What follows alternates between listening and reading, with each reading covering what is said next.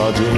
আমার এই স্বপ্ন কি শুধু স্বপ্ন হয়ে হাসাবে আমায়, তেমন সাহস নেই আমার তোমাকে কিভাবে প্রস্তাব জানাই।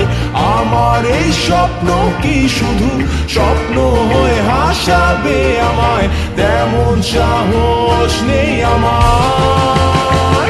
ও ও ও